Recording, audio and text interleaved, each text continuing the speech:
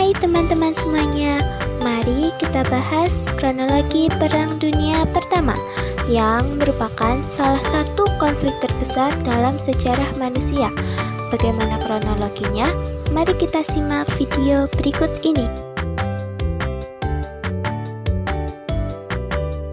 Nah, di video ini kita akan membahas 3 materi, yaitu awal perang, peristiwa penting, dan akhir perang. Awal perang terjadi di tahun 1914. Austria dan Hongaria menyatakan perang terhadap Serbia pada 28 Juli 1914. Pada saat itu, Jerman mendukung Austria-Hongaria dan menyerang Belgia, memulai serangan ke Perancis rencana Schlieffen. Lalu Inggris menyatakan perang terhadap Jerman. Pada saat itu, Perang Paris terjadi pada tahun 1914 sampai 1918. Perang berubah menjadi perang statis dengan penggalian Paris di front barat dari Laut Utara hingga Swiss, dan senjata modern seperti gas kimia, senapan mesin, dan artileri barat digunakan. Meluasnya konflik, wilayah perang meluas ke front timur Rusia melawan Jerman dan Austria-Hongaria dan wilayah lain seperti Timur Tengah dan Afrika. Bergabungnya negara-negara lain seperti Turki Utsmaniyah di pihak Blok Sentral dan Jepang serta Italia di pihak Entente. Peristiwa penting. Pertempuran Marne pada tahun 1914, Sekutu berhasil menghentikan serangan Jerman ke Perancis. Kemudian, terjadi pertempuran Verdun dan Somme pada tahun 1916. Perang brutal di front barat dengan korban jiwa sangat besar. Lalu, Revolusi Rusia pada tahun 1917. Rusia menarik diri dari perang setelah Revolusi Bolshevik. Amerika Serikat masuk perang pada tahun 1917. Masuknya Amerika Serikat dipicu oleh penenggelaman kapal Lusitania dan telegram Zimmermann. Amerika Serikat memperkuat kekuatan sekutu dengan pasokan dan pasukan baru. Kali ini kita akan membahas tentang Perang Dunia I, salah satu perang terbesar yang pernah terjadi dalam sejarah manusia.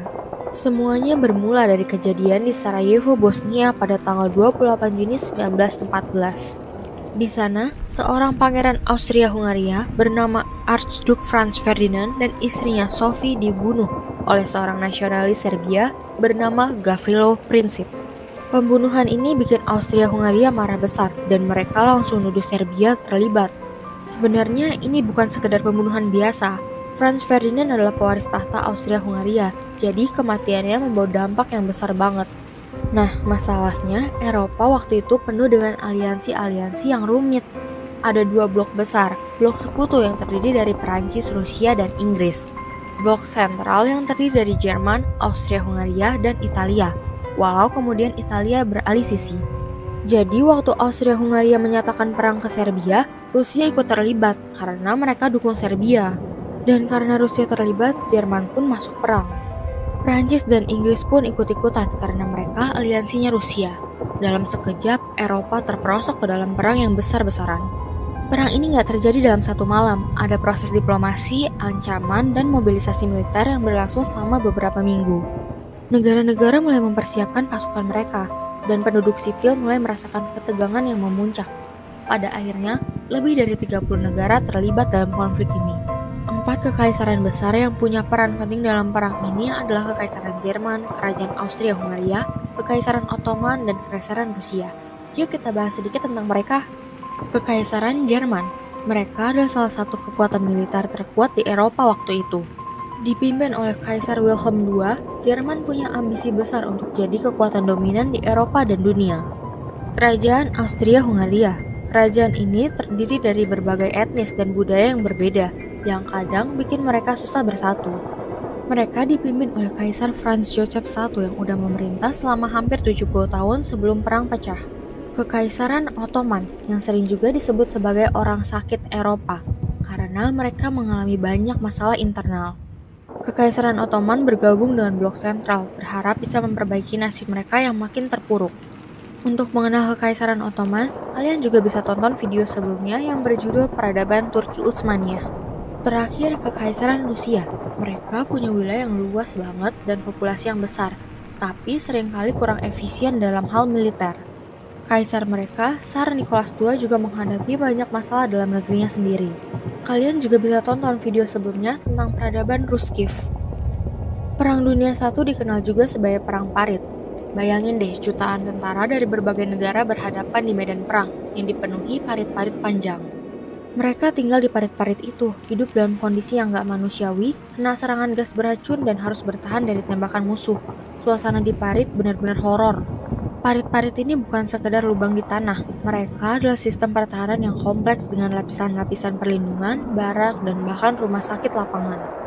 Hidup di parit-parit ini sangat keras, tentara harus berurusan dengan lumpur, hujan, tikus, dan penyakit seperti trench foot yang disebabkan oleh kondisi basah yang terus-menerus. Salah satu alasan utama perang ini jadi perang parit adalah perkembangan senjata baru yang sangat mematikan. Senapan mesin bisa menembak ratusan peluru per menit, membuat serangan frontal jadi sangat berbahaya. Selain itu, senjata kimia seperti gas beracun pertama kali digunakan dalam perang ini. Gas klorin dan gas mustard menyebabkan luka bakar, kebutaan, dan kematian yang mengerikan. Tentara harus menggunakan masker gas untuk melindungi diri mereka dan menambah kesengsaraan di medan perang. Perang Dunia I juga perang pertama di mana teknologi modern mulai dipakai secara masif. Tank-tank pertama kali muncul, pesawat-pesawat digunakan untuk pengintaian dan serangan, dan kapal selam mulai mengancam kapal-kapal di lautan. Pokoknya, perang ini benar-benar beda dari perang-perang sebelumnya. Misalnya, pertempuran Somme di tahun 1916, di mana lebih dari 1 juta orang tewas atau terluka hanya dalam waktu beberapa bulan. Gila banget kan? Gak cuma di medan perang, kehidupan di belakang garis depan juga berubah drastis. Di banyak negara, perempuan mulai bekerja di pabrik-pabrik menggantikan laki-laki yang pergi berperang. Ekonomi berubah dan banyak sumber daya dialihkan untuk keperluan perang. Selain itu, propaganda juga digunakan secara luas untuk menjaga semangat rakyat dan menggalang dukungan untuk perang. Perang Dunia I nggak cuma terjadi di Eropa Barat aja, tapi juga di berbagai front lain. Seperti di front timur, Jerman dan Austria-Hungaria bertarung melawan Rusia. Di front Italia, Italia bertarung melawan Austria-Hungaria di sepanjang perbatasan pegunungan. Selain itu, ada juga pertempuran di Timur Tengah, Afrika, dan Asia. Di Timur Tengah ada tokoh terkenal bernama Lawrence of Arabia. Dia adalah perwira Inggris yang memimpin pasukan Arab melawan Kekaisaran Ottoman. Petualangan dan taktik gerilyanya bikin cerita perang di wilayah ini jadi penuh warna. Nah, sekarang tentang campur tangan Amerika Serikat. Pada awalnya, Amerika Serikat mengambil posisi netral dalam Perang Dunia I. Mereka tidak terlibat langsung dalam konflik militer, tetapi menjual senjata dan memberikan bantuan keuangan kepada kedua belah pihak yang berperang, terutama kepada sekutu, yaitu Inggris, Perancis, dan Rusia. Tetapi keadaan berubah ketika Jerman mulai menggunakan kapal selam U-boat mereka untuk menyerang kapal-kapal dagang, termasuk kapal-kapal dari Amerika. Salah satu insiden yang terkenal adalah tenggelamnya kapal Lusitania pada tahun 1915 yang membawa banyak penumpang Amerika. Selain itu, ada juga insiden surat Zimmermann. Pada tahun 1917, Inggris berhasil memecahkan kode telegram dari Jerman ke Meksiko. Isi telegram itu mengajak Meksiko untuk berperang melawan Amerika Serikat kalau Amerika ikut perang. Sebagai imbalannya, Jerman akan membantu Meksiko mendapatkan kembali wilayah yang hilang dari perang Meksiko-Amerika. Akhirnya, pada April 1917, Presiden Woodrow Wilson meminta Kongres untuk menyatakan perang terhadap Jerman. Masuknya Amerika Serikat ke dalam perang memberikan dorongan besar bagi sekutu. Pasukan Amerika yang segar dan persediaan logistik mereka membantu mengubah arus perang dan membuat Jerman serta sekutunya semakin terdesak. Perang ini berlangsung selama 4 tahun, dari 1914 sampai 1918. Jutaan orang tewas dan kerusakan di Eropa luar biasa parahnya. Akhirnya, pada tahun 1918, kekuatan blok sentral, termasuk Jerman, Austria-Hungaria, dan sekutunya, mulai lemah dan kalah di berbagai front. Jerman mengalami kelaparan dan kerusuhan dalam negerinya sendiri, jadi kekalahan utama karena siapa yang paling tahan dengan sumber daya. Pada tanggal 11 November 1918, Jerman akhirnya setuju untuk gencatan senjata, dan perang pun berakhir. Perjanjian damai yang disebut dengan Perjanjian Versailles ditandatangani pada tahun 1919 dan ini memberikan syarat-syarat yang berat untuk Jerman, termasuk harus membayar ganti rugi perang yang sangat besar. Perjanjian Versailles isinya benar-benar berat buat Jerman. Mereka harus menyerahkan sebagian wilayahnya ke Perancis, Belgia, Denmark, dan Polandia. Selain itu, mereka juga harus mengurangi ukuran militer mereka dengan drastis dan membayar ganti rugi yang jumlahnya sangat besar, yang disebut dengan reparasi perang. Perjanjian ini bikin Jerman merasa dipermalukan dan ekonomi mereka hancur.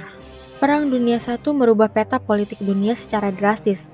Banyak kerajaan runtuh, termasuk Kekaisaran Jerman, Kekaisaran Austria-Hungaria, Kekaisaran Ottoman, dan Kekaisaran Rusia.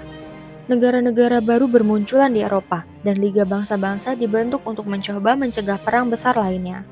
Negara-negara seperti Polandia, Cekoslovakia, dan Yugoslavia lahir dari reruntuhan kekaisaran-kekaisaran ini.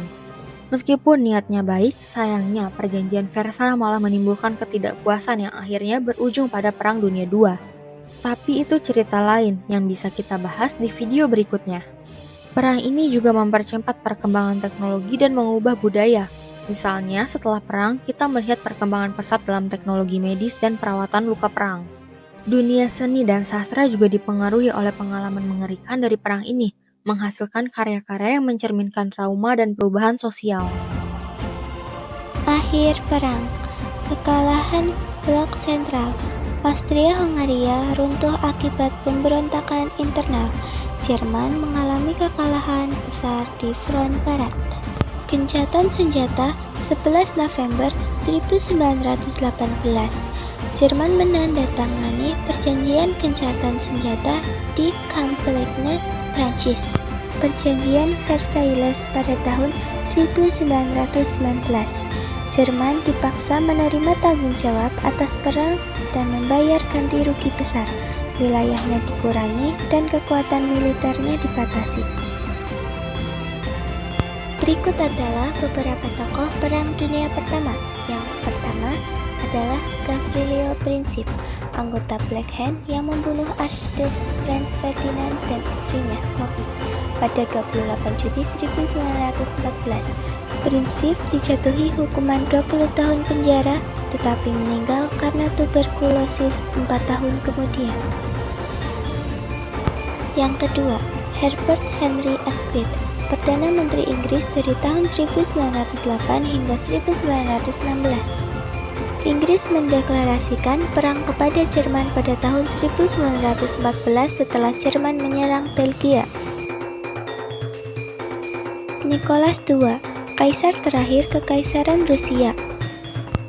Yang keempat, Archduke Franz Ferdinand, pewaris tahta Austria-Hungaria yang dibunuh oleh Gavrilo Princip, anggota kelompok nasionalis Serbia, Black Hand. Pembunuhan ini menjadi pemicu Perang Dunia Pertama. Terima kasih telah menonton video ini. Sampai jumpa.